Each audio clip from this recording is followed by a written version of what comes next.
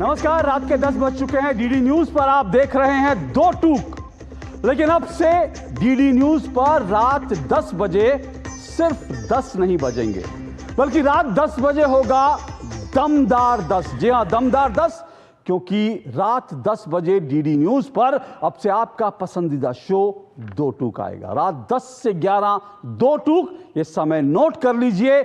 और दमदार 10 के तहत दो टूक में हर रोज हमारे साथ जुड़ना मत भूलिए, क्योंकि यहां पर तमाम फेक एजेंडा और तमाम झूठ की हम बैंड बजाएंगे और आपको दो टूक दिखाएंगे, सच के साथ दिखाएंगे। आज जिस मुद्दे को हम उठाने वाले हैं, इससे पहले उस मुद्दे को मैं उठाऊं, आपको एक खबर बता देता हूं जो मेरे हाथ में है। मैं पहले ही कहता हूं, बार बार कहता हूं कि दो टूक में हम जो खबर आपको बताते हैं, डंके की चोट पर प्रमाणों के साथ, तथ्यों के साथ बताते हैं।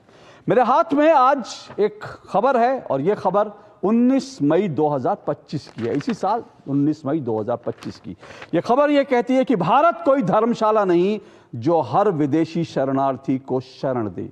यह सुप्रीम कोर्ट की सख्त टिप्पणी है। सुप्रीम कोर्ट ने पूछा था, सवाल किया था, क्या भारत पूरी दुनिया के शरणार्थियों की मेजबानी करेगा? हमारी जनसंख्या पहले ही 140 करोड़ है, यह कोई धर्मशाला नहीं है। और आज बीजेपी के नेता रविशंकर प्रसाद ने संसद में आज एक बार फिर यह मुद्दा उठाया। भारत कोई धर्मशाला नहीं है, कोई मुसाफिर खाना नहीं है। कौन है जो भारत को मुसाफिर खाना, धर्मशाला बनाना चाहते हैं? शरणार्थी तो एक तरफ है, अब तो यहां पर घुसपैठियों को भी बसाना चाहते हैं। और सिर्फ बसाना नहीं चाहते, बल्कि घुसपैठियों को अपना वोटर बनाना चाहते हैं। जी हां, आप समझ गए होंगे मेरा इशारा किस तरफ है। बिहार में इस साल विधानसभा चुनाव होने हैं और बिहार में विधानसभा चुनावों से पहले जिस तरह से वोटर पुनरीक्षण, यानी कि जो चुनाव आयोग वोटर लिस्ट को लेकर जो उसका निरीक्षण, परीक्षण करा रहा है, उसको लेकर आज दिल्ली से लेकर बिहार तक बाकायदा विपक्ष सड़कों पर भी आया, विपक्ष ने हंगामा भी किया। दिल्ली में अगर संसद के बाहर राहुल गांधी, प्रियंका गांधी वाड्रा से लेकर के दूसरी तरफ मीसा भारती तक अगर तख्ती उठाकर संसद के बाहर खड़े थे और इस वोटर पुनरीक्षण का विरोध कर रहे थे, तो उधर बिहार के अंदर, बिहार विधानसभा के अंदर बाकायदा जूते चप्पल चलने की नौबत आ गई। वहां विधायक कुर्सी और मेज लेकर खींच रहे थे, एक दूसरे का सिर फोड़ने के लिए आमादा थे। ये सब इसलिए ताकि क्योंकि आपके घुसपैठिए वोटर को बचाना। ये सवाल आज उठाएंगे, लेकिन इस सवाल को उठाऊं इससे पहले आप समझ लीजिए कि इस खबर की रफ्तार क्या है, इस खबर की धार क्या है। आपको दिखाते हैं ये खबरधार में। जी हां, खबरधार देखिए, इस खबर को समझिए। खबरधार में मैं आपको बताता हूं, भारत में सरकार किसको है बनाने का अधिकार? ये सवाल मैं उठा रहा हूं, क्यों? यही खबर की धार है। भारत में सरकार बनाने का अधिकार किसको है? भारत के नागरिकों को या बांग्लादेशी और रोहिंग्या घुसपैठियों को? आखिर भारत में सरकारें, चाहे वो राज्य सरकार हो, केंद्र सरकार हो, कौन बनाएगा? आप बनाएंगे, हम बनाएंगे, घुसपैठिए नहीं बनाएंगे। घुसपैठियों के पास क्यों है आधार और क्यों वो बनाएंगे भारत में सरकार? आपके पास आधार है तो आप ये कह सकते हैं भारत में सरकार बनाएंगे, वोट डालेंगे, लेकिन अब ऐसे नहीं चलेगा। घुसपैठियों के पास क्यों है आधार, क्यों वो बनाएंगे भारत में सरकार? ये सवाल आज उठाना बड़ा लाजमी है। घुसपैठियों, फर्जी वोटर्स के वोट कटवाने के लिए चल रहा है बिहार में वोटर पुनरीक्षण। जी हां, फर्जी वोट और जो लोग अब नहीं हैं, ऐसे वोट कटवाने के लिए यह पुनरीक्षण चल रहा है। पर दिल्ली से लेकर बिहार तक विपक्ष का जारी है SIR पर तकरार, यानी कि पुनरीक्षण पर वो लगातार तकरार जारी है। क्या घुसपैठियों के वोटों से है प्यार, इसलिए SIR पर तकरार। दो टूक में आज इस सवाल को उठाएंगे जोरदार तरीके से। क्या घुसपैठियों के वोट से है प्यार, इसलिए SIR यानी सर पर है तकरार? इसी पर आज चर्चा करेंगे, लेकिन इससे पहले दिल्ली से लेकर बिहार तक जो कुछ चल रहा है वो जरा देखिए।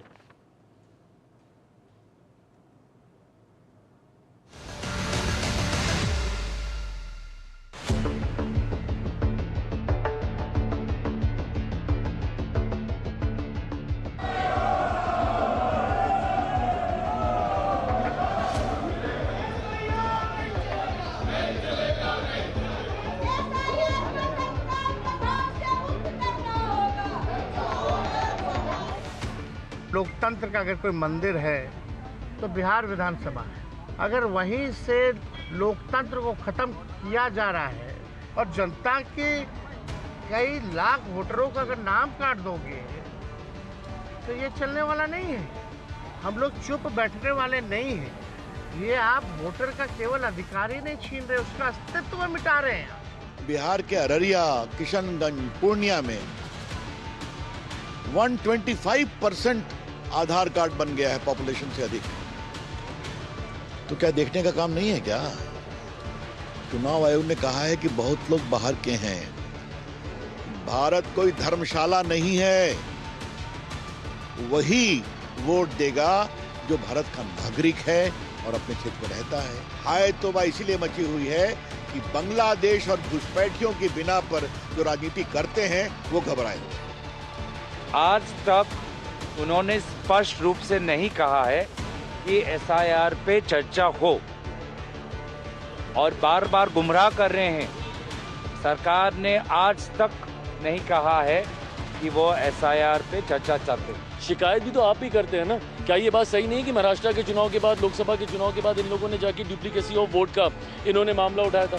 उस शिकायत को रेक्टिफाई कैसे किया जा सकता है? इसी माध्यम से किया जा सकता है ना, एसआर के माध्यम से। पर जब इस माध्यम को हम लोग अपनाते हैं तो उसमें भी आपको शिकायत चिट भी आपकी, पट भी आपकी, ऐसे नहीं चलेगा ना। बिहार का चुनाव 1-1.5 महीने में नई वोटर लिस्ट बनना, तो इसलिए हम लोग उसके खिलाफ हैं। अभी लोकसभा चुनाव हुआ है, अगर जो डिलीट हुए होंगे या बढ़ गए घट गए होंगे एक अलग तरीका है, लेकिन आप वोटर लिस्ट नहीं बना रहे हो। इसका मतलब बीजेपी ने कोई तैयारी की है बहुत बड़े पैमाने पे बेईमानी करने के लिए। ये कह रहे हैं मैं संविधान के लिए लड़ रहा हूँ और खुद संविधान के खिलाफ काम कर रहे हैं। बिहार में गुंडागर्दी कर रहे हैं, टेबल कुर्सी पलट रहे हैं, लोगों से धक्का मुक्की कर रहे हैं। ये केवल नौटंकी कर रहे हैं। इनको एसआईआर से मतलब नहीं है। इन लोगों को मतलब है अवैध मतदाताओं को वोट कैसे देने का अधिकार मिले।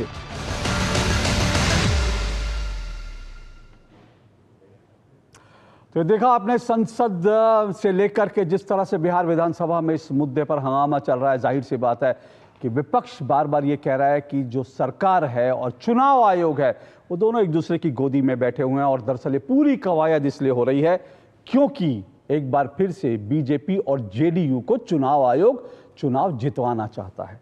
विपक्ष का यह भी आरोप है कि दरअसल ये जो कुछ प्रक्रिया चल रही है इसमें बहुत सारे जो दस्तावेज, जिसमें आधार को, जिसमें वोटर आईडी कार्ड को और साथ साथ राशन कार्ड को बाकायदा एक वोटिंग करने के लिए वोटर के आइडेंटिटी कार्ड, नागरिक का आइडेंटिटी मानने के लिए जिस तरह से चुनाव आयोग ने इनकार कर दिया, उससे ये कह रहे हैं कि दरअसल बिहार में जो गरीब वोटर है, जिसको आरजेडी मान के चलती है कि उसका वोटर है, कांग्रेस मान के चलती है कि उसका वोटर है, ये दरअसल उनके वोट काटने की कवायद है। लेकिन बीजेपी और जेडीयू का साफ कहना है कि दरअसल चुनाव से पहले विपक्ष घबरा गया है। कभी वो बात करता है कि जो वोटिंग मशीन है, ईवीएम खराब है, तो अब ईवीएम को खराब नहीं कह रहे तो उससे पहले ही हार के लिए क्या एक बहाना तलाश रहे हैं। इन्हीं सब पे चर्चा करेंगे। आज 4 मेहमान मेरे साथ आज की डिबेट में जुड़ चुके हैं, 2 टूक की डिबेट में। आइए चारों मेहमानों का परिचय करवा देता हूं। मेरे साथ रोहन गुप्ता जुड़ चुके हैं, बीजेपी के राष्ट्रीय प्रवक्ता हैं रोहन गुप्ता जी। मेरे साथ संदीप त्रिपाठी जी जुड़ चुके हैं, कांग्रेस के नेता हैं संदीप त्रिपाठी जी। मेरे साथ डॉक्टर श्याम कुमार जुड़े हैं, आरजेडी के वो नेता हैं, प्रवक्ता हैं। और किशोर कुणाल जेडीयू के प्रवक्ता हैं, मेरे साथ वो जुड़े हैं। चारों मेहमानों का बहुत बहुत शुक्रिया और स्वागत। जैसा मैंने कल भी कहा था, एक बार फिर से कह रहा हूं कि मैं शुरुआत में आपको 2-2 मिनट दूंगा ताकि आप अपनी बात को सही से रख सकें, उस निर्धारित समय में रख सकें। और कोई प्रवक्ता, कोई भी जो मेहमान है वो विषय से विषयांतर अगर करेगा तो वो अपना समय वेस्ट करेगा, मेरे दर्शकों का समय वेस्ट करेगा। तो इसलिए मैं शुरुआत कर रहा हूं संदीप त्रिपाठी आपसे। संदीप त्रिपाठी, मेरा सीधा सवाल आपसे ये है कि क्या अगर इस तरह से जो फर्जी वोटर हैं, अगर ऐसे वोट काटे जा रहे हैं, क्योंकि इस बात के प्रमाण है कि जो अब तक नाम सामने आए उसमें 18 लाख मृतक उनके वोट बने हुए थे, 7 लाख ऐसे थे जो 2 जगह वोटिंग कर रहे थे, जिनके 2 जगह वोट बने थे, ऐसे लोगों को काट दिया, तो उसमें क्या एतराज़ है? आखिर जो लोग अब जिंदा नहीं हैं या जो लोग घुसपैठिए हैं उनसे इतना प्यार क्यों? आपका समय शुरू होता है, 2 मिनट में अपनी बात कहिए। अशोक जी, ये समय जरूर काट दीजिएगा। पहली बात तो आपको बहुत बहुत बधाई। आज बहुत अच्छा लग रहा है कि ये शो आपने फिर से शुरू किया और आशा है कि ये 10 से 9 तक हम जरूर पहुंचेंगे। आपका शो 9 से ही स्टार्ट होगा कुछ लोग जो घुसपैठिए आ गए हैं उनको 10 तक हम लेके आएंगे सर। नहीं 2 बजे अब आगे बढ़ते अब हैं। आपके 2 मिनट आगे में अभी बढ़ते शुरू करता हूँ जी। Thank you sir. अब बात आती है सर, अभी आपने कहा कि कोई घुसपैठिए आ गया है या वोटर लिस्ट में जो मृतक है उनके नाम हटाए जाने पे क्या आपत्ति? बिल्कुल आपत्ति नहीं है सर। 2024 के चुनाव में सर ये जो रेगुलर प्रक्रिया होती है उसके तहत 16,70,000 नाम हटाए गए थे। वो मृतक थे क्या थे, उस बहुत सारे लोग जो हटे थे सर उसमें दलित अल्पसंख्यक संख्यकों की ज्यादा संख्या थी। ये 24 की बात कर रहा हूँ। 16 लाख तब हटे थे तो 8 लाख सर 3 महीने में मर गए। मतलब ये कह रहे हैं, ये इनका कहना है कि 8 लाख से ज्यादा लोग 3 महीने के अंदर 4 महीने के अंदर मर गए। अब इसलिए हम इसको फिर से जो है हटा रहे हैं। सच्चाई ये नहीं है सर। सच्चाई ये है कि ये गहन पुनरीक्षण नहीं है सर। ये बहुत ही बुद्धिमत्ता से किस तरीके से वोटरों को हटाना है उसकी प्रक्रिया है। अगर ये नहीं है सर तो 2 चीजें मैं ये कह रहा हूं। अगर एसआईआर अगर 2002 से स्टार्ट होता है और 3 और 4 तक चलता है पूरे देश में, उसके बाद अगर आज पहली बार शुरुआत हो रहा है तो बिहार में, भाई सवाल तो हमने महाराष्ट्र में पूछा था, वहां से आप स्टार्ट करते। गुजरात में भी चुनाव अच्छा अगर करना ही था तो उस समय 20 में एक साथ शुरू हुआ था, आप भी शुरू कर सकते थे। अगर आपकी मंशा गंदी नहीं है, आपकी सोच खराब नहीं है, इसको पूरे देश में एक साथ लागू करना चाहिए था। क्या आपको लगता कि महाराष्ट्र में सब सही है? क्या आपको गुजरात में सब सही लगता है?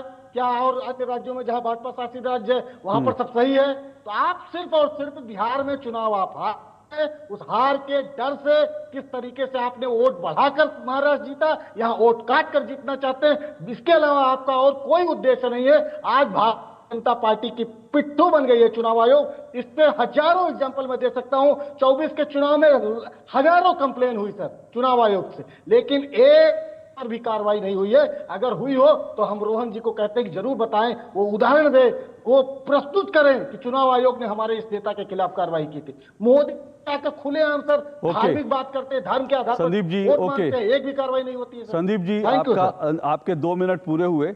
मैं जाहिर सी बात है आपने जो सवाल उठाए हैं उनका जवाब जो है रोहन जी देंगे अपने वक्तव्य में, लेकिन मैं आपसे एक चीज़ पूछना चाहता हूं। आपने कहा जो पहले वोट काटे गए थे वो दलित और अल्पसंख्यकों के थे। देखिए मैं 2 टूक में हमेशा कहता हूं फैक्ट्स पे बात कीजिए। मैं भी आपको फैक्ट्स के आधार पे बात करूंगा, प्रमाण दूंगा। ये क्या, कहां से आपको ये प्रमाण मिला? क्या इसका आधार है कि जो दलित और अल्पसंख्यकों के वोट काटे गए? हाँ बिल्कुल बताते हैं सर। ये प्रमाण वहां भी मिलता है जब हमारा जो है बूथ पर एजेंट बैठता है और इस समुदाय के लोग आते हैं और कहते हैं तो नमो कट गया।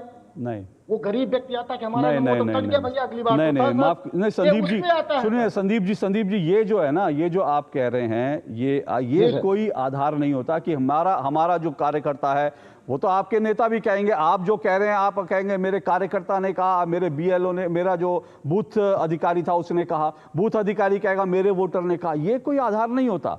क्या आपके पास कोई फैक्ट है? मैं फिर से कह रहा हूं कोई फैक्ट नहीं है। आपने कहा कि जो आपके बूथ पे लोग बैठते उन्होंने कहा, तो वो तो आपके लोग हैं, आप उनसे जो चाहे मर्जी करवा लें। और दूसरी बात यह है कि वो जो आ रहा है वो ये कह रहा है कि मैं दलित हूं, मेरा वोट काट दिया।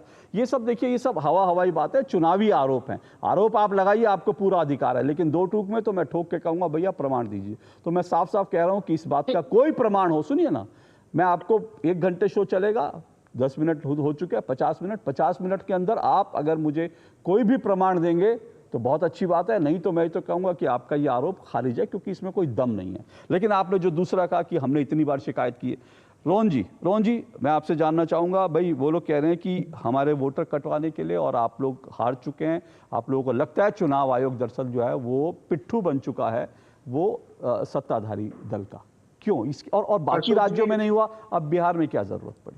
जी अशोक जी, पहले तो आपको नॉन स्टॉप 9 से दमदार 10 की ओर आगे बढ़ने के लिए दिल से शुभकामनाएं। और आप ऐसा पत्रकारित्व है कि किसी आवाज कोई दबा नहीं सकता, बस ऐसे ही लगे रहिए, फैक्ट्स को सामने लाइए और देश के सामने देश की हकीकत लेते रहिए। देखिए, जब आप भी फैक्ट्स की बात करते हैं और आप जानते हैं मैं भी वैसे फैक्ट्स पे ही बात करते हैं, और जब भी तथ्य में आपके दम होता है तो चिल्लाने की जरूरत नहीं पड़ती। यही विपक्ष को समझना होगा कि सिर्फ पार्लियामेंट में चिल्लाने से, विरोध करने से देश कभी भी आपकी बात पे कन्विंस नहीं होगा, आपको तथ्यों पे बात करनी पड़ेगी। महाराष्ट्र के चुनाव के नाम पे बहुत बार नेता प्रतिपक्ष ने विरोध किया कि वहां पे वोट ऐड कर दिए गए, एक ही दिन में इतने वोट पड़ गए, इतने वोट काट दिए गए, ये सब किया। अब एक चुनाव आयोग का एक अधिकार है, जब वो करेक्शन करता है तो मुझे ये लगता है कि इसमें किसी को आपत्ति होनी चाहिए। जो आज के आंकड़े आए हैं अशोक जी, उससे दूध का दूध पानी का पानी हो जाता कि कोई विरोध का मतलब ही नहीं है। 7,89,69,844 वोटर थे, उसमें से 51 लाख वोटर, 18 लाख वोटर मृत पाए गए, 26 लाख वोटर ऐसे थे कि जो कहीं पे शिफ्ट हो चुके थे, 7.5 लाख वोटर हैं जो मल्टीपल जगह पे उनका नाम था, 11,000 वोटर हैं जो ट्रेस नहीं किए गए। अभी सिर्फ 21,35,000 वोटर का ही फॉर्म बाकी है, मतलब 90.67% वोटरों ने अपना फॉर्म दर्ज करवा दिया है। 7.5% वोटर का नाम कटा है। अगर इनके नाम कटने पे आपत्ति है तो विपक्ष अपने ही सवाल के ऊपर सवाल उठा रही है कि आप क्लीन क्यों कर रहे हो। अगर मृत वोटरों का नाम हटाया जाता है क्या उसके ऊपर आपको आपत्ति है? डबल जगह पे नाम है क्या उसके ऊपर आपको आपत्ति है? आपको आपत्ति किस चीज पे है भाई साहब? सिर्फ 2.70% लोगों के नाम फॉर्म आने बाकी है, जबकि 1-2 दिन और बचे हुए हैं। तो मुझे लगता है अशोक जी, जब खाली विरोध के कारण आप विरोध करते हैं, देश की जनता आपके साथ खड़ी नहीं होती है। चुनाव आयोग ने आंकड़ों के साथ रखा है। मैं चैलेंज के साथ कहता हूं, एक भी विपक्ष का नेता आंकड़ों के सामने आंकड़े रखकर इस तथ्य को करे तो मैं चैलेंज के लिए तैयार हूं। बात सिर्फ विरोध करेंगे, कैसे हो गया? लोकतंत्र की हत्या कैसे हो गई? आपको दिख रही है, बिहार में दिख रही हार, इसीलिए SIR से तकरार, यही तो आपका स्लोगन बन चुका है। मुझे तथ्यों के आधार पे बताइए, एक तथ्य बताइए अशोक जी। और दुख की बात है, विपक्ष का काम है विरोध करना, विपक्ष का काम है सरकार पे सवाल उठाना है, पर सिर्फ सवाल के ऊपर आप सवाल उठाएंगे तो आपकी बची खुदी विश्वसनीयता भी जनता के बीच में खत्म हो जाएगी। और विपक्ष आज उसका एग्जाम्पल देश के सामने कर रहा है। इस प्रकार के विरोध के लिए विपक्ष को कभी देश में। रोहन जी 2 मिनट आपके, लेकिन मेरा एक काउंटर क्वेश्चन है। सवाल जो संदीप जी ने उठाया था, मैं उसको एक बार काउंटर क्वेश्चन के रूप में, कि बिहार से पहले ये प्रक्रिया क्यों, एक बात, और दूसरी बात आप ये कह रहे हैं 2% लोग रह गए, तो सवाल ये कि चुनाव में तो 1% वोटों से, कुछ हजार विधानसभा चुनाव में तो कुछ हजार वोटों से सरकारें बन जाती हैं। हिमाचल, आपका हिमाचल उदाहरण है जहां पर आप लोग महज 1% से भी कम वोटों से चुनाव सरकार बनाने से। मैं दोनों के आपके जवाब दूंगा। देखिए अशोक जी, ये चुनाव आयोग का अधिकार है। ये भी एक्सरसाइज जब 2003 में भी हुई थी तो 15 दिन का समय दिया गया था, तब तो किसी ने विरोध नहीं किया। कभी भी आपने कभी विपक्ष का विरोध देखा? नहीं देखा, क्योंकि चुनाव आयोग का ये एक अपना अधिकार है, उसके ऊपर नहीं हो सकता। इस बार 1 महीना दिया गया। दूसरा, ये 2.70% कटे नहीं है, ये आज का आंकड़ा है। हम 22 तारीख को बात कर रहे हैं, अभी 3 दिन और है अशोक जी, 3 दिन में और भी ये फॉर्म आएंगे। और एक चीज, ये फाइनल नहीं है, ये ड्राफ्ट रोल होगा। उसके बाद किसी को आपत्ति है, किसी को लगता है कि किसी का लेजिटिमेट नाम कट गया है, वो आपत्ति के सामने रख सकते हैं। तो ये खत्म नहीं हुआ है। आपकी बात बिल्कुल मानता हूं, और इसीलिए कह रहा हूं, आप तो 3% कह रहे हैं, 7.5% वोटर ऐसे हैं जो चुनाव का परिणाम बदल सकते हैं। मृत वोटर है, डबल जगह पे नाम है, क्या उसको हटाने से चुनाव आयोग ने सही नहीं किया? और 2.70 जो आज नहीं आए, 3 दिन और है, 3 दिन में वो फॉर्म भी आ सकते हैं। और उसके बाद भी अगर गलती से किसी का नाम रह गया हो, ड्राफ्ट में अगर नहीं आया है, अपील फाइल करते 1 महीने के अंदर वापस उसका नाम आ सकता है। जब पूरी पारदर्शिता से हर रोज चुनाव आयोग आंकड़े लेके आ रहा है, तो आपत्ति का कारण तो बताइए, विरोध का एक तो कारण बताइए अशोक जी, जो तथ्यों के आधार पर ये कर पाए। ओके, तथ्यों के आधार पर जाहिर सी बात है विपक्ष को अपनी बात रखने का अधिकार है। अगर विधानसभा में आप कुर्सी टेबल घसीट करके और ये सब हंगामा करके अपनी बात रखना चाहते तो उससे कुछ हासिल नहीं होगा। तथ्यों के आधार पर आप अपनी बात रखिए और सुप्रीम कोर्ट में जाइए। अगर आपको लग रहा है, कोर्ट में जा चुके हैं, मामला जो है कोर्ट ने साफ तौर पर चुनाव आयोग की इस प्रक्रिया पर रोक लगाने से इनकार कर दिया था। हाँ, उसके कुछ ऑब्जर्वेशन थे, लेकिन अल्टीमेटली अधिकार उसने चुनाव आयोग को दिया, क्योंकि ये भी नहीं बोलना चाहिए, जो लोग संविधान की बात करते हैं, संविधान की कॉपी उठाकर बात करते हैं, उसी संविधान में चुनाव आयोग को अनुच्छेद 326 के तहत ये अधिकार है कि वो बाकायदा ये तय करे, सुनिश्चित करे कि भारत के चुनाव में भारत के नागरिक ही वोट दे सके, उसको सुनिश्चित करने का अधिकार चुनाव आयोग को है। पर सवाल यह है कि क्या ये जो कहा जा रहा है घुसपैठी है, और कहा जा रहा है कि दरअसल जो है रोहिंग्या कुछ इस तरह के वोटर बन गए हैं, और क्या ये उन वोटर से प्यार है इसलिए सर पर SIR पर तकरार है, इस पर बात करेंगे। और इस पर फैक्ट चेक भी करूंगा, मैं इस पर फैक्ट चेक भी करूंगा फैक्ट परफेक्ट में। लेकिन एक छोटा सा ब्रेक है, ब्रेक के बाद कुछ बड़े उदाहरण और कुछ बड़े खुलासे 2 टूक में करूंगा, इस छोटे से ब्रेक के बाद।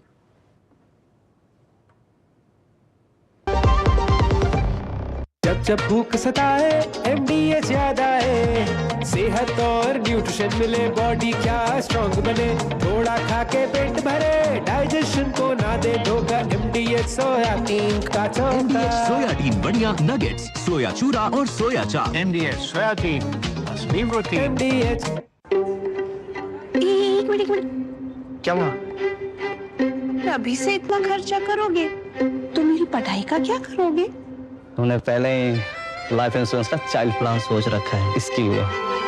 बढ़िया है। सपनों को रखो सुरक्षित चाइल्ड प्लान के साथ। सबसे पहले लाइफ इंश्योरेंस। नवाचारी और नवोन्मेषी शिक्षा व्यवस्था से युवाओं की आशाओं को नई उड़ान दे रहा है नया उत्तर प्रदेश। ग्रामीण परिवेश हो या फिर नगरीय क्षेत्र, गुणवत्ता युक्त शिक्षा बनी है नए उत्तर प्रदेश की पहचान। स्कूल चलो अभियान और शारदा प्रोग्राम जैसे अभिनव प्रयासों से ड्रॉप आउट दर में आई है उल्लेखनीय गिरावट। ऑपरेशन कायाकल्प और टैबलेट वितरण जैसे कदमों से डिजिटल शिक्षा को मिले हैं नए आयाम। बेसिक शिक्षा से हायर एजुकेशन तक शिक्षा में उठाए गए अभूतपूर्व कदमों से हुआ है एजुकेशन का ट्रांसफॉर्मेशन। अंत्योदय और बिना किसी भेदभाव के सबको समान शिक्षा का अधिकार बना है युवाओं के उज्जवल भविष्य का आधार। वर्ष 2017 के बाद डबल इंजन सरकार के अभिनव प्रयासों ने नए उत्तर प्रदेश की शिक्षा व्यवस्था में किया है युगांतकारी ट्रांसफॉर्मेशन। समान शिक्षा का अधिकार, डबल इंजन सरकार।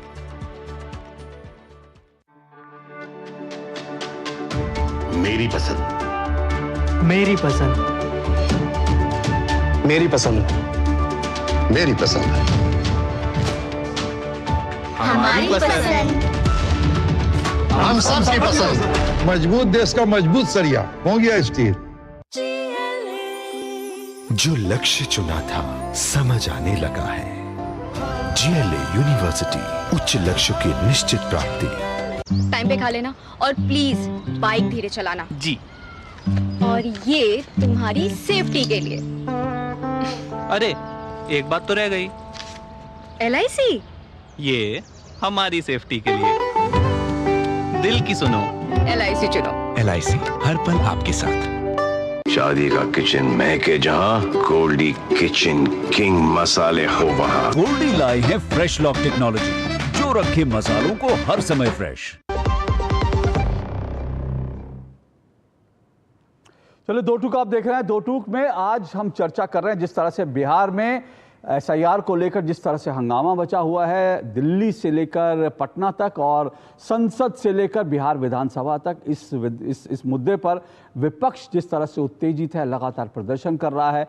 हालांकि दूसरी तरफ चुनाव आयोग चुपचाप अपने काम में लगा है और करीब करीब 90% से ज़्यादा वोटर्स के जो है वो पुनरीक्षण का काम पूरा हो चुका है और बहुत जल्द बाकी, बल्कि 90% से ज़्यादा हो चुके हैं जो आंकड़े आ रहे हैं, और करीब करीब शायद 2 से 3% हैं जिनका वोटर पुनरीक्षण का काम होना बाकी है। विपक्ष ने कहा था कि बहुत कम समय है, हो नहीं पाएगा, इतनी जल्दी कैसे होगा, तो ये सारी आशंकाएं जताई थी, लेकिन ये सारी आशंकाएं एक एक करके निर्मूल साबित हो रही। तो सवाल ये है कि क्या दरअसल घुसपैठिए और रोहिंग्या जो भारत में आकर वोटर बन जाते हैं, क्या उन घुसपैठिए वोटरों से है प्यार, इसलिए SIR पर हो रहा है तकरार? इस सवाल को हम उठा रहे हैं। मेरे साथ 4 मेहमान जुड़े हुए हैं। रोहन गुप्ता BJP से जुड़े हुए हैं, संदीप त्रिपाठी कांग्रेस के नेता हैं, मेरे साथ डॉक्टर श्याम किशोर RJD से जुड़े हुए हैं और किशोर कुणाल JDU से जुड़े हैं। मैं डॉक्टर श्याम किशोर आपके पास आता हूं। डॉक्टर श्याम किशोर, सवाल ये है, आप लोगों ने पहले कहा था कि भाई ये तो इतनी जल्दी हो ही नहीं सकता, इतने वोटर हैं, उतने वोटर हैं, और अब जब हम देख रहे हैं कि वो करीब करीब काम कंप्लीट हो रहा है, पूरे समय पर हो रहा है, और जो वोटर काटे गए हैं वो दूसरी तरफ हैं। एक बात और भी है कि बार बार ये जो मैं फैक्ट परफेक्ट में भी इसकी बात करूंगा, ये बात तय है कि बहुत सारी जगहों पर बिहार में, खास करके सीमांचल में, इस तरह से हमने देखा कि वहां पर बाकायदा जितने आबादी है उससे ज़्यादा आधार कार्ड बने हुए हैं। क्या इसीलिए आप चाहते थे कि आधार के आधार पर सबको वोट देने दिया जाए? आपका समय शुरू करता हूं मैं, डॉक्टर श्याम किशोर। डॉक्टर श्याम किशोर, आपकी आवाज़ नहीं आ रही। जी अशोक जी नमस्कार। बोलिए डॉक्टर श्याम किशोर। जी जी जी जी बात 2 सवाल आपने पूछे हैं, बात उधर कहाँ से किया जाए, पहला सवाल या दूसरे सवाल से?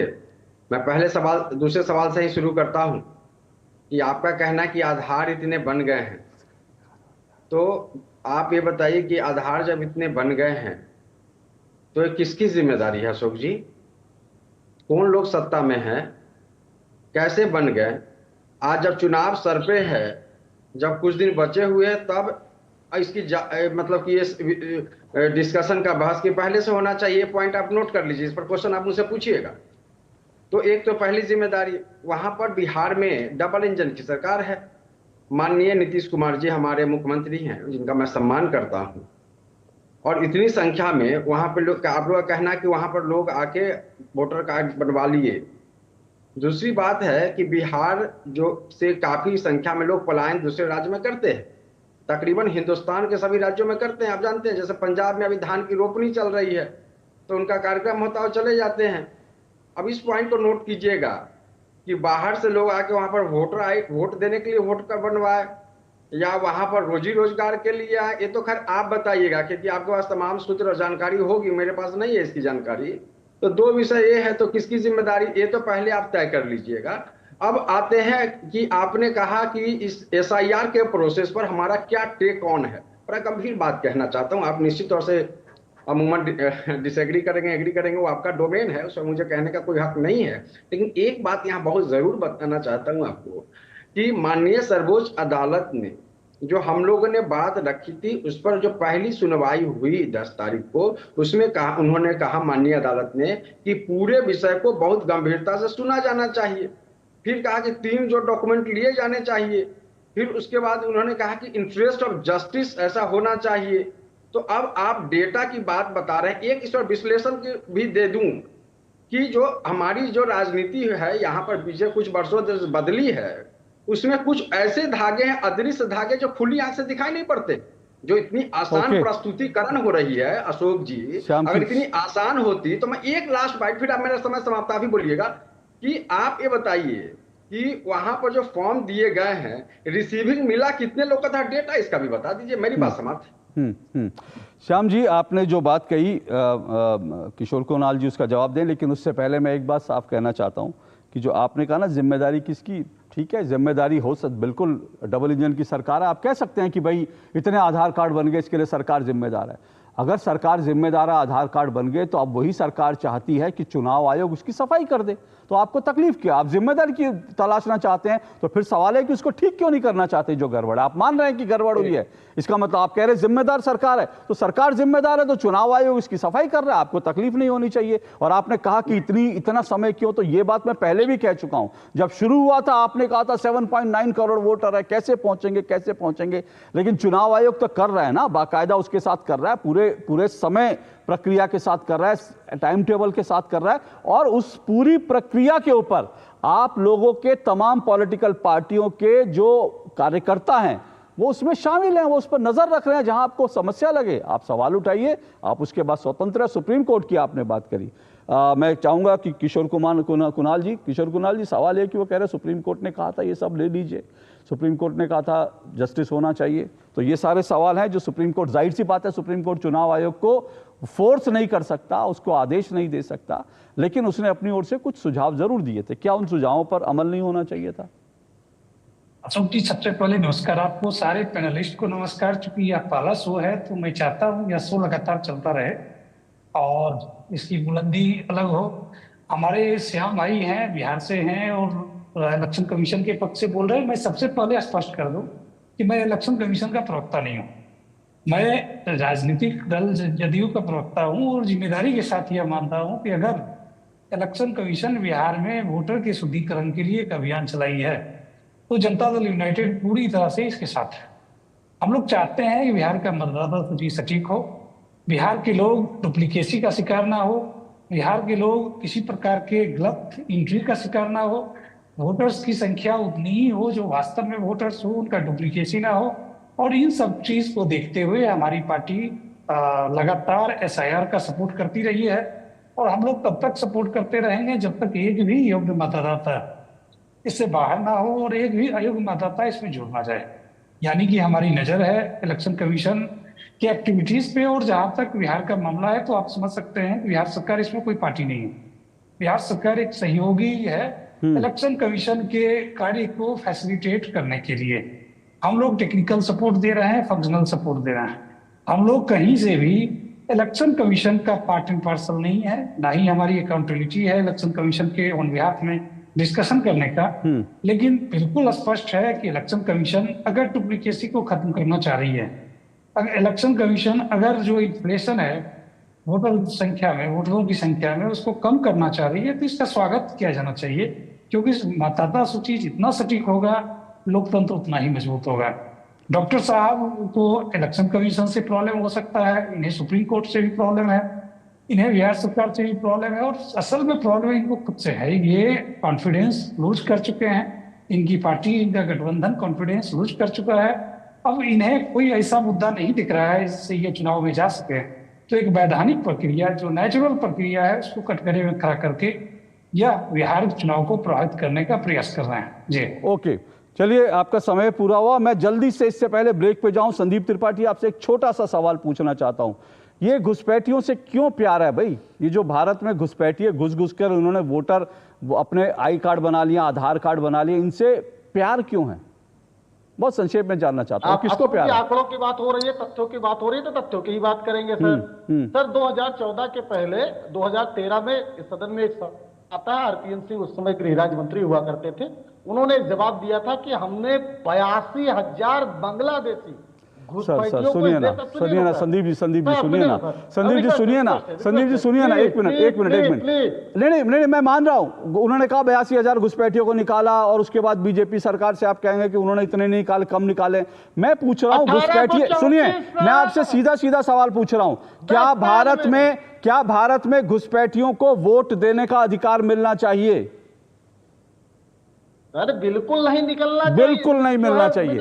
एग्जैक्टली, बिल्कुल आपने सही कहा, आपने बिल्कुल सही कहा। और मुझे लगता है इस पैनल के अंदर कोई भी कम से कम ये खुलकर नहीं कह सकता कि भारत में घुसपैठियों को, रोहिंग्यास को वोट देने का अधिकार होना चाहिए।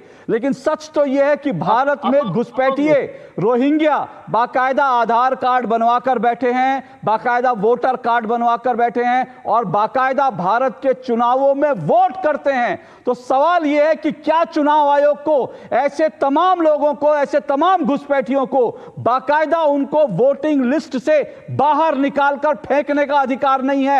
यह अधिकार है और यह होना चाहिए। फिर इसका विरोध क्यों हो रहा है? एक छोटा सा ब्रेक ले रहा हूं, ब्रेक के बाद आऊंगा और फैक्ट परफेक्ट आपको बताऊंगा कैसे भारत के अंदर लगातार घुसपैठिए रोहिंग्या भारत में अपना वोटर आईडी कार्ड बनाकर वोट करते हैं। इसलिए यह पूरी प्रक्रिया की जरूरत है। इस ब्रेक के बाद बड़ा खुलासा करूंगा, बने रहिए मेरे साथ। मम्मी भूख लगी, ये 1 मिनट में नहीं 4 मिनट में आएगा। थोड़ा वक्त लगेगा पर सेहत को पाएगा। NDH सूजी वर्मिसेली पर सबका दिल आएगा। NDH सूजी वर्मिसेली, सेहत भी स्वाद भी। एक मिनट क्या हुआ?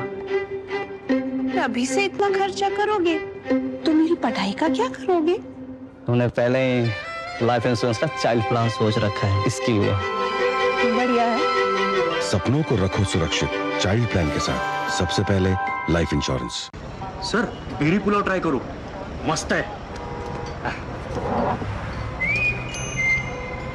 कैसा है?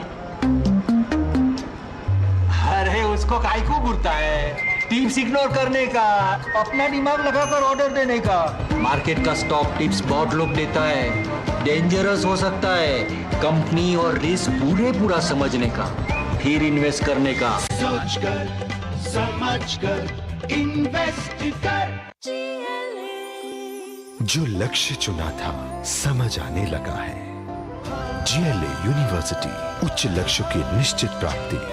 इस साल का जो प्रॉफिट है इंटरेस्ट पे डाल देंगे, हर महीने ब्याज का पैसा आता रहेगा। अगर रेगुलर इनकम ही चाहिए तो आप वो पैसे फिक्स्ड इनकम फंड्स में डाल दो। वो क्या होता है? फिक्स्ड इनकम म्यूचुअल फंड्स चुने हुए ब्याज देने वाली कंपनी बॉन्ड्स, गवर्नमेंट बॉन्ड्स और मनी मार्केट में इन्वेस्ट करते हैं। सिस्टमेटिक विथड्रॉल प्लान से आपको on the dot fixed amount भी आता रहेगा। म्यूचुअल फंड में फिक्स्ड इनकम वाली बात सही है।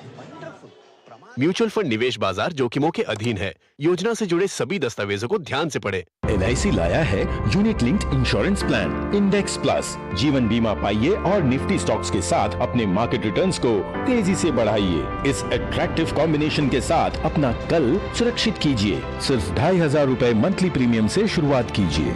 आज ही LICindia.in पर जाएं। शादी का किचन महके जहां, गोल्डी किचन किंग मसाले हो वहां। गोल्डी लाए हैं फ्रेश लॉक टेक्नोलॉजी, जो रखे मसालों को हर समय फ्रेश। चलिए दो टुक आप देख रहे हैं, दो टुक में हम चर्चा कर रहे हैं कि क्या घुसपैठी वोटरों से है प्यार, इसलिए एसआईआर की प्रक्रिया, जो वोटर पुनरीक्षण की प्रक्रिया है, उससे है इनकार, उस पर है तकरार, क्योंकि दिल्ली से लेकर बिहार तक एसआईआर का मुद्दा जो है वो गरमाया हुआ है। और ब्रेक पे जाने से पहले मैंने ये सवाल पूछा था कि क्या भारत में क्या घुसपैठिए, बांग्लादेशी घुसपैठिए और जो रोहिंग्या हैं जो घुसपैठ करके आ जाते हैं, क्या उनको वोट देने का अधिकार है? सभी कहेंगे कि वोट देने का अधिकार नहीं है, लेकिन सच क्या है? ये सच ये है कि दरअसल ऐसे लोग भारत में वोटर आईडी कार्ड, आधार कार्ड बनाकर बैठे हैं। इसलिए चुनाव आयोग ने कहा सिर्फ आधार कार्ड होना आपके वोट देने की गारंटी नहीं है। और ये सच भी ऐसा होना चाहिए। अगर घुसपैठियों के पास आधार कार्ड हैं तो फिर उनको वोट देने की छूट क्यों दी जाए, क्यों वो भारत में सरकार बनाए? और ये मैं बिना किसी आधार के नहीं कह रहा हूं। चलिए फैक्ट चेक कर लेते हैं बिहार की स्थिति क्या है, क्योंकि बिहार को लेकर जो डेटा आया वो ये बताता है, उस डेटा से साफ पता चलता है कि सीमांचल जिलों में आबादी से अधिक आधार कार्ड मिले हैं। आबादी जितनी है उससे अधिक आधार कार्ड बिहार के सीमांचल जिलों में मिला है। पूरे बिहार में आधार का सैचुरेशन औसत 94% है, यानी 100 लोगों की आबादी पर 94 जो आधार कार्ड हैं, तो ये सैचुरेशन की बात है। 100 लोगों पर 94 आधार कार्ड। लेकिन मुस्लिम बहुल सीमांचल जहां से घुसपैठी आते हैं, वहां औसतन 100 लोगों की आबादी पर 120 आधार कार्ड हैं। तो ये 20 अतिरिक्त आधार कार्ड कहां से आए? ये सीमांचल जिलों की स्थिति है। किशनगंज में औसतन हर 100 लोगों पर 126 आधार कार्ड हैं। हर 100 लोगों पर 126 आधार कार्ड हैं। पूर्णिया में औसतन 100 लोगों पर, हर 100 लोगों पर 121 आधार कार्ड है। ये 21 जो अतिरिक्त लोग हैं वो कौन हैं? कटिहार और अररिया में औसतन 100 लोगों पर 123 आधार कार्ड हैं। जी हां, 123 आधार कार्ड हैं, यानी हर 100 लोगों की आबादी पर 123 आधार कार्ड। इसका मतलब क्या? इसका मतलब यह है कि आबादी कम है लेकिन आधार कार्ड ज्यादा लोगों के बने हुए हैं। क्या इनकी जांच नहीं होनी चाहिए? क्या इनको वोट देने का अधिकार हमें दे देना चाहिए? बहुत से लोग कह सकते हैं कि भाई ये इस बात का क्या प्रमाण है कि दरअसल ये लोग वोट दे रहे हैं, इनके पास आधार कार्ड है, वोटर आईडी का, वो वोट दे रहे हैं। चलिए वो भी मैं आपको दिखाता हूं और आपको प्रमाण के साथ दिखाता हूं। देखिए कुछ चीजें मैं आपको दिखा रहा हूं, कुछ वीडियो फुटेज दिखा रहा हूं, कुछ खबरें बताऊंगा ताकि दूध का दूध पानी का पानी हो। वो खबरें क्या है और वीडियो फुटेज क्या, आपको एक एक करके दिखाता हूं। ये वीडियो फुटेज मुंबई की है। पहली वीडियो फुटेज चलाइए, जरा जल्दी से चलाइए। वीडियो फुटेज जो मुंबई की है। मुंबई में एटीएस ने बाकायदा 4 लोगों को, नहीं मुझे वीडियो फुटेज दिखाइए। जी हां, ये मुंबई में पकड़े गए वोट देने वाले घुसपैठिए। मुंबई में एटीएस ने मोहम्मद फारूक शेख, मोहम्मद सुल्तान शेख, मोहम्मद रियाज हुसैन, मोहम्मद इब्राहिम शेख को गिरफ्तार किया। ये चारों लोग बाकायदा वोट दे चुके हैं भारत के चुनाव में। इसी तरह से पुणे में 21 बांग्लादेशी घुसपैठियों को गिरफ्तार किया, इन्होंने भी वोट दिया। बांग्लादेशी इस्लाम मंडल असम में वोट दे रहा था, वो पकड़ा गया। ये आपको प्रमाण के साथ दिखा रहा हूं, बाकायदा तस्वीरों के साथ दिखा रहा हूं। ये वो घुसपैठिए हैं जिन्होंने भारत में चुनावों में वोट दिया।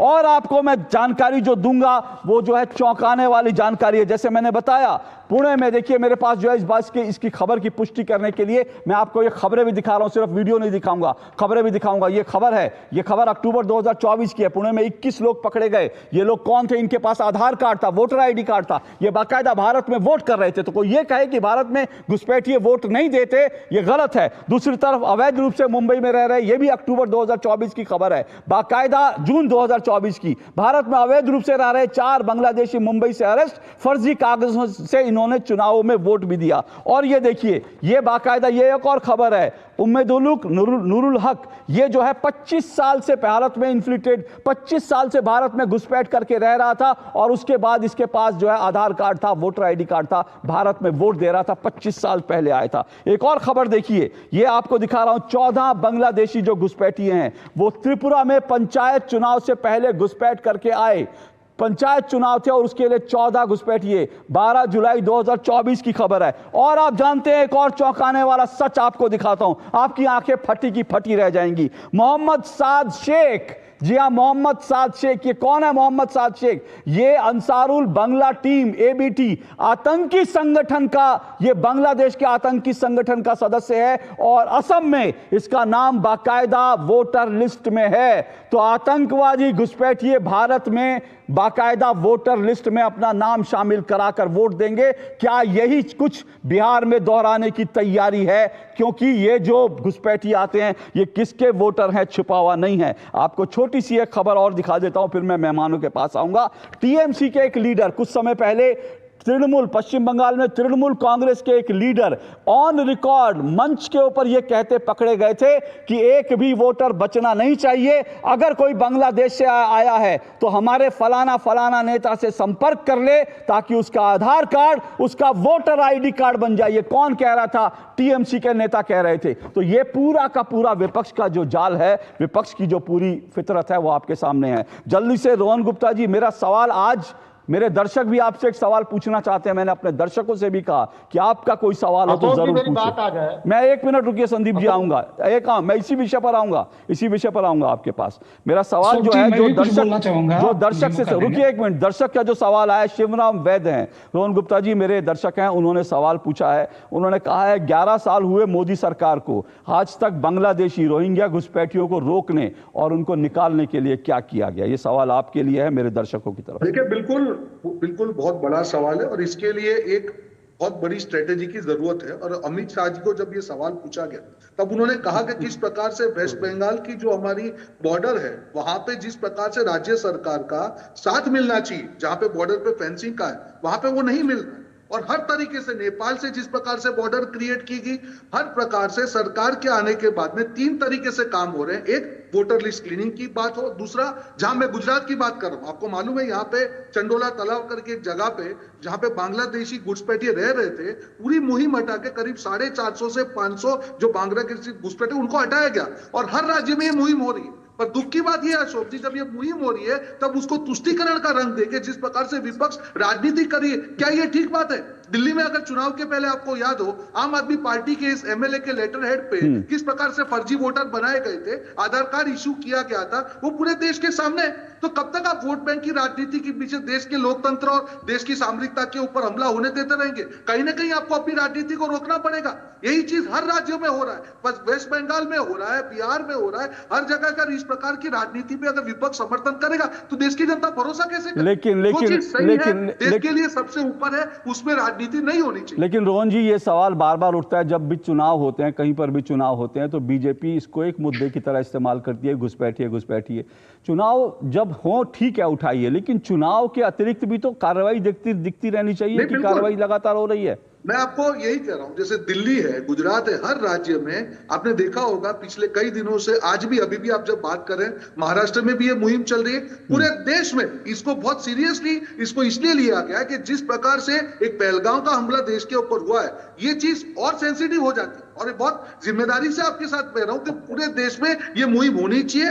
वोटर लिस्ट से नाम कटना तो एक बात है, इन लोगों का हमारे देश में रहना ही देश की लोकतंत्र के ऊपर और देश की जो रक्षा के ऊपर सबसे बड़ा खतरा है। और सबको मिलकर उसमें राजनीति नहीं करके इन सबको हटाना चाहिए और सबको साथ में आना चाहिए। इसमें धर्म की राजनीति नहीं होनी चाहिए। ओके संदीप जी, मैं आपसे सवाल पूछूं इससे पहले मैं अपने दर्शकों को बता दूं कि जनमन की बात भी हमने आपकी बात देश तक पहुंचाने के लिए एक और पहल शुरू करी है 2 टूक में, जनमन की बात। आपके जो भी हम विषय आपको बताएंगे और उस विषय से जुड़े आपके जो भी आपके मन में बातें होंगी, आप वो हमें लिख भेजिए, हम वो देश तक पहुंचाएंगे। जनमन की बात के तहत हम लगातार वो दिखा रहे हैं। ये देखिए हमारे जो दर्शक जो हैं, हमारे जो चाहने वाले हैं, 2 टूक को पसंद करने वाले, वो क्या क्या इस विषय पर बोल रहे हैं वो हम आपको लगातार।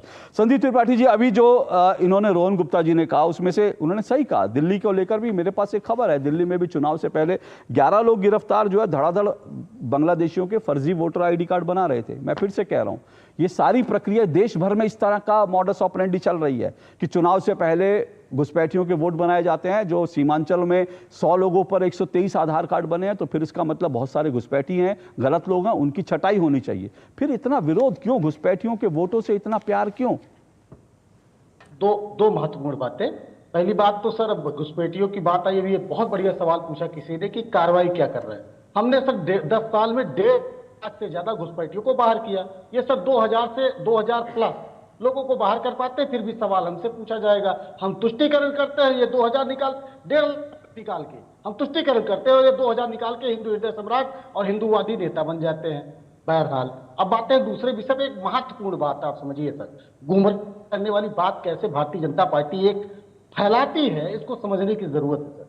बात आई कि अभी सर आबादी से 123%, 122%, 123% ज्यादा आधार कार्ड बने हैं। एक टेक्निकल बात कर रहा हूं सर, आबादी की जनगणना तो सर 2011 में हुई है सर, और आधार कार्ड तो कंटिन्यू बन रहे हैं।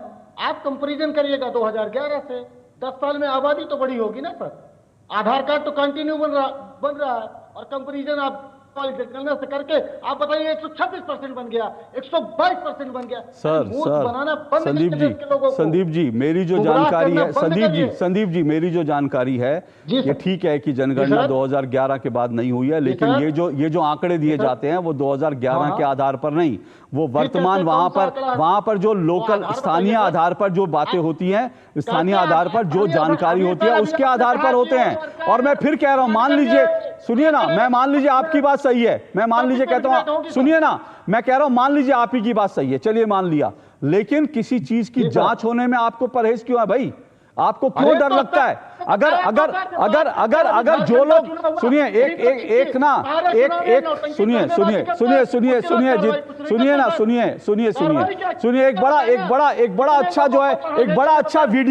एक बड़ा अच्छा वीडियो सोशल मीडिया पे चल रहा है। सुनिए ना, एक मिनट सुनिए, एक बड़ा अच्छा वीडियो, और एक मिनट रुकिए संदीप जी एक मिनट, संदीप जी रुकिए, चिल्लाने से नहीं होता, फैक्ट से मत भागिए,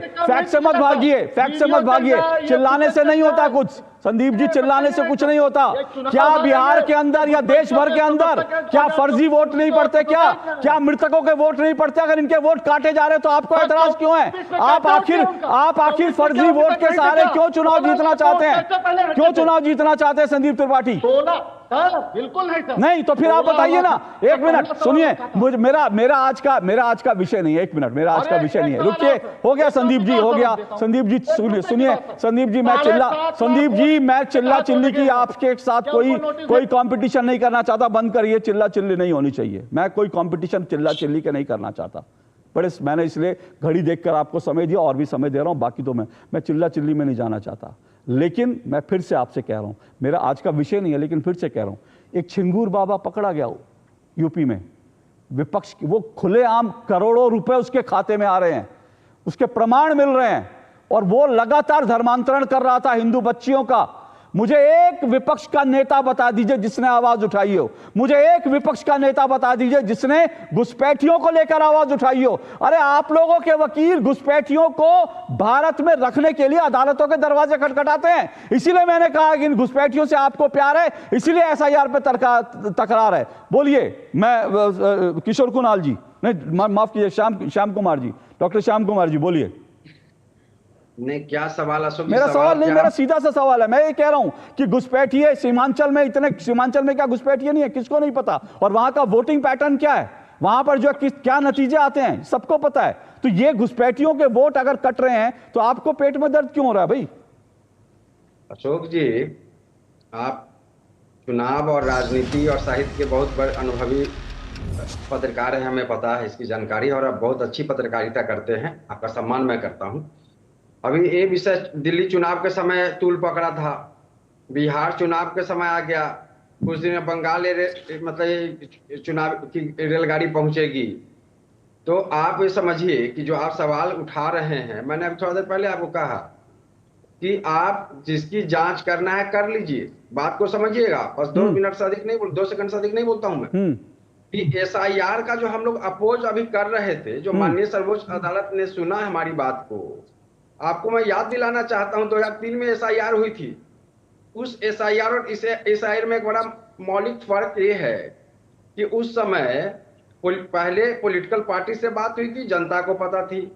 आप जो इस बात को एस्टैब्लिश बार बार कर रहे हैं, अरे आपको जिसको जांच करने के लिए स्वतंत्र है, उसको रोक कौन रहा? तो सर यही तो आप हंगामा क्यों कर रहे हैं सर? यही तो जांच हो रही है। पुनरीक्षण क्या है? पुनरीक्षण क्या है? 2013 में हुआ, 2022 में हुआ, कभी भी हुआ। आज अगर पुनरीक्षण हो रहा है चुनाव से पहले, अभी तो चुनाव नहीं घोषित हुए हैं, चुनाव से पहले अगर वोटर लिस्ट को दुरुस्त किया जा रहा है तो भाई तकलीफ किसकी है? आप एक तरफ कहते हैं कि हमें जांच से फर्क नहीं पड़ता, दूसरी तरफ आप कह रहे हैं कि ये पुनरीक्षण का काम रोक दीजिए। ये तो दोहरी बात हुई ना सर। अशोक जी, तकलीफ सुन लें आप। नहीं, मेरे सवाल का जवाब दीजिए ना। आप एक तरफ कह रहे हैं जांच जो मर्जी करवा लीजिए, फिर जांच होती है तो आप कहते हो कि नहीं ये क्यों हो रहा है? नहीं, ऐसा नहीं है। जो आप टेक ऑन ले रहे हो वो नहीं मैं कह रहा हूँ। मेरा कहना है कि चुनाव से पहले नाम का एडिशन डिलीशन होता है, एक सामान्य प्रक्रिया है। SIR is altogether different Ashok ji. और एसआईआर को लेकर जो हमारे सवाल है, माननीय अदालत ने सुनवाई हमारी बात की अरे सर, आप बार बार माननीय अदालत की बात कर रहे हैं। माननीय अदालत ने क्यों नहीं रोक लगा दी? अगर माननीय अदालत को आपका पक्ष इतना स्ट्रांग लगता है तो नहीं तो आपने क्या कह दिया? नहीं, क्यों नहीं रोक लगाई माननीय अदालत ने? माननीय अदालत की जो टिप्पणियां थी उनको छोड़ दीजिए। अदालत की टिप्पणियां नहीं, अदालत का फैसला इंपॉर्टेंट होता है। और अदालत ने क्या कहा कि ये चुनाव आयोग ना करे। और फिर से कह रहा हूं, आप लोग संविधान की दुहाई देती हैं। ये भारत का संविधान है जो चुनाव आयोग को अधिकार देता है कि एक भी विदेशी नागरिक, यानी हर वोटर जो है भारत का नागरिक हो, यह सुनिश्चित करना चुनाव आयोग की जिम्मेदारी है। चुनाव आयोग को यह ताकत संविधान देता है और आप लोग संविधान की कॉपी लहराते हैं। फिर आपको यही तकलीफ होती है कि चुनाव आयोग संवैधानिक अपने हकों का इस्तेमाल क्यों कर रहा है। एक छोटा सा ब्रेक ले रहा हूं, उसके बाद फिर आता हूं। और छोटे से ब्रेक के बाद आ रहा हूं। रुकिए, ब्रेक के बाद आ रहा हूं।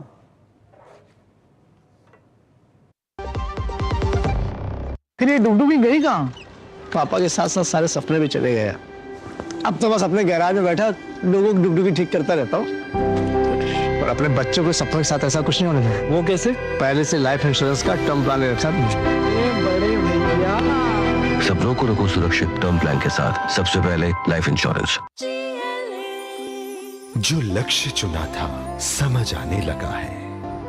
जीएलए यूनिवर्सिटी, उच्च लक्ष्य की निश्चित प्राप्ति। जन जन का रखे ध्यान, टीबी मुक्त भारत अभियान। इस अभियान का आह्वान, यदि है आपको टीबी के लक्षण तो जल्द जांच से ही होगा सबसे तेज समाधान। टीबी होने पर जल्द जांच से उपचार में आती है तेजी और गंभीर बीमारी का खतरा होता है कम।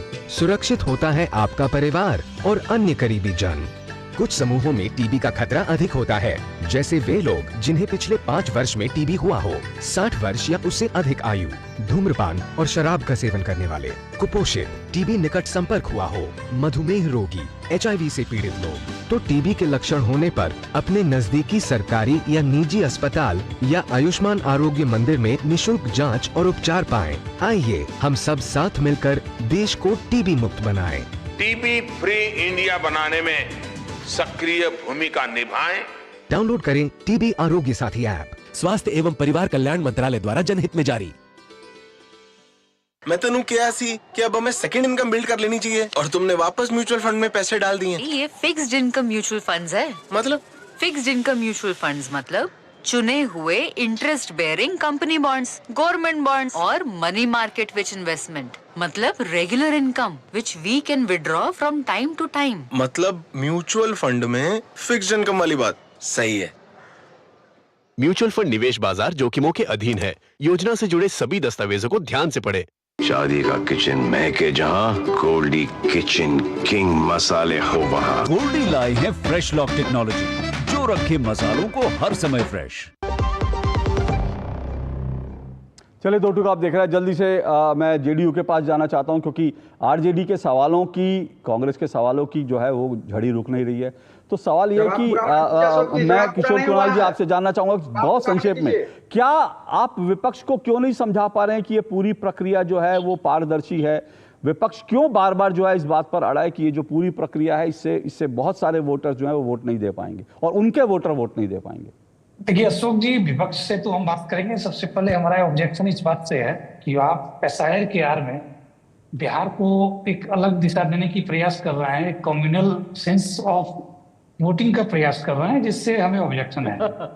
बिहार बिहारियत के दम पे चलता है, बिहार इंसानियत के दम पे चलता है। किशोर कुणाल जी, किशोर कुणाल जी आप मुझे डिक्टेट, किशोर कुमार जी आप मुझे डिक्टेट नहीं करेंगे। मैं जो आता हूँ फैक्ट्स प्रमाणों के साथ आता हूँ। आपको मुझे चैलेंज करना है मेरे प्रमाणों पर, मेरे फैक्ट्स पे मुझे चैलेंज कीजिए। अशोक जी, मैं ही फैक्ट एंड फिगर पे ही आ रहा हूं। बताइए क्या फैक्ट फिगर है आपके? अगर आप 4 डिस्ट्रिक्ट का नाम लेते हैं बिहार में, तो सीतामढ़ी का नाम क्यों नहीं लेते हैं? जहां सैचुरेशन 110% है। तो ठीक है, इंदौर का नाम क्यों नहीं लेते हैं? जहां सैचुरेशन तो ठीक है, मैं तो कह रहा हूं हर जगह पर है। नहीं, मैं तो कह रहा हूं, मैं सुनिए ना, मैं कह रहा हूं ऐसे 50 जिले होंगे। मैं सुनिए एक मिनट, नहीं घुसपैठिए कौन से होते हैं कुणाल जी? कौन से होते हैं घुसपैठिए? नहीं, बांग्लादेशी घुसपैठिए, ये बांग्लादेशी घुसपैठिए कौन थे? ये बांग्लादेशी, ये सुनिए अपना, नहीं सुनिए किशोर, सुनिए कुणाल जी, ये किशोर कुणाल जी अपना फर्जी सेकुलरवाद अपनी जेब में रखिए। ये घुसपैठिए कौन होते हैं मुझे बताने की जरूरत नहीं है। ये घुसपैठिए कौन होते हैं? ये घुसपैठिए कौन होते हैं? कम्युनल आधार पे घुसपैठियों की बात कर रहे हैं आप? मैंने घुसपैठियों की बात की है, मैंने घुसपैठियों की बात की है, मैंने भारत के मुसलमानों के लिए नहीं, मैंने घुसपैठियों की बात की। हो गया किशोर कुमार जी, आप जो एजेंडा चलाना चाहते हैं और जो आप उसमें थोपना चाहते हैं, मुझसे फैक्ट पे बात कीजिए, समझे ना? की बात कर रहा हूं। नहीं, आप फैक्ट पे बात नहीं कर रहे हैं, आप फैक्ट पे बात नहीं कर रहे हैं। कौन सा घुसपैठिया ठीक है, अरवल में कौन सा घुसपैठिया? मुझे मालूम है आप जो कहना चाह रहे हैं क्या कर रहे हैं। ठीक है, मेरा रोहन गुप्ता, मेरा सीधा, एक मिनट किशोर कुमार जी, हो गया, मेरे पास समय नहीं है, मेरे पास समय नहीं है किशोर कुमार जी, आवाज बंद कर दिए। रोहन गुप्ता, ये पूरी लड़ाई किस बात की है, मैं जानना चाहता हूं। देखिए, ये बिहार के चुनाव में तुष्टीकरण की लड़ाई है। पहले विपक्ष को लगा कि जो महाराष्ट्र में जो चुनावी मुद्दा उठाया वोटर लिस्ट का, यहाँ पे बिहार में वो मुद्दा उठाएंगे कि उनको लग रहा है कहीं ना कहीं उनकी हार हो रही है। और जब लगा कि इलेक्शन कमीशन ने प्रोएक्टिव होके वो मुद्दा ही हटा दिया, तब उल्टा विरोध करने लग गए। अब तुष्टीकरण पे चले गए। जब लगा कि पूरी एक्सरसाइज के बाद में जो उनका वोटर है वो काटने लग जाएगा, तो उल्टा हो गया। तो ये बिहार की जनता देख रही है।